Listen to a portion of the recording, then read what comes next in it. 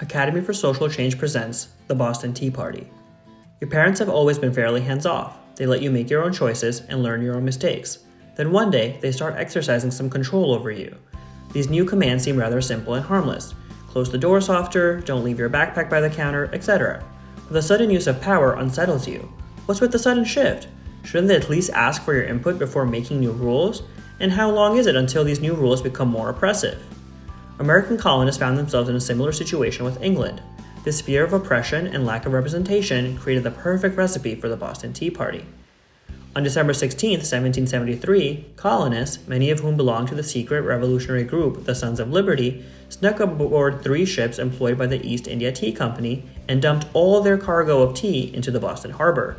This was done in protest of the Tea Act issued just months prior. Previously, Britain was practicing a policy known as salutary neglect concerning the American colonies. This meant that they didn't enforce parliamentary laws, most notably trade laws in the colonies. Towards the end of the 18th century, though, England needed to regain the funds they spent in the 7 Years' War fighting against France and Spain, along with other powers, so they made new tax laws and actually began enforcing them in America. The most notable of these is the Tea Act of 1773. After the previous taxes failed and thus were repealed, England was determined to make the Tea Act stick.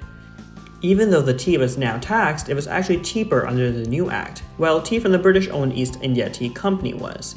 Imported or smuggled tea would not be able to compete with the low prices of the East India Tea Company, which meant the Tea Act was essentially creating a monopoly. The colonists were largely upset with this development. Their well-enjoyed independence was being thrown into question. Furthermore, England was once again taxing them without letting them have any say in the matter. It seemed unfair that colonists had no voice in Parliament yet still had to obey its arbitrary rules. Even worse, the Tea Act directly interfered with American businesses. Per the Tea Act, ships carrying the East India Tea Company's cargo were sent to New York, Philadelphia, Charleston, and Boston. In the first 3 colonies, unhappy protesters successfully stopped the tea from being sold without much fanfare. The situation in Boston was a bit more complicated. Tensions were already high between Bostonians and British soldiers as a result of the Boston Massacre, in which British soldiers fired, without orders, on a mob of colonists who were harassing them. Furthermore, the Massachusetts governor, an English loyalist named Thomas Hutchinson, refused to let the ships return to England without unloading their cargo.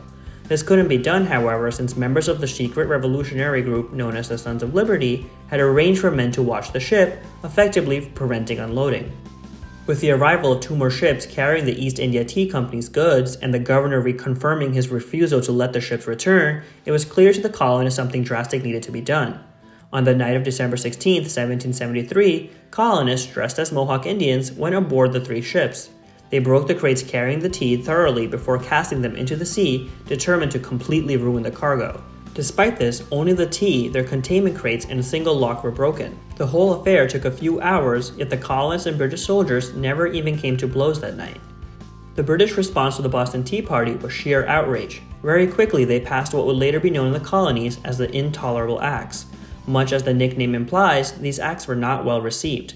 The acts closed the port of Boston until the price of the lost tea was completely repaid, made nearly all government positions in Massachusetts appointed by the governor, parliament, or the king, limited town meetings in the state to a yearly event, and allowed royal officials accused of crimes to have their trial take place back in Britain should they feel they wouldn't get a fair trial in Massachusetts.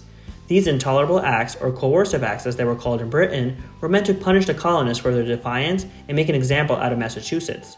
As a result, conflict only continued to rise, resulting in physical conflicts and starting the American Revolutionary War. In many ways, the Boston Tea Party was the boiling point of the American Revolution. The people of Boston proved that they could unite together effectively against the British Crown. Their actions became a rallying point for the newly developing nation and inspired people to rise up for their independence. The spirit of the event has been invoked in later acts of defiance, such as burning of Indian registration cards in 1908, and is still referenced in modern politics. If anything, the Boston Tea Party serves as a reminder that an ignored voice will always find a way to send a louder message. Now it's your time to think further. Can you think of some other reasons why colonists disliked the Tea Act?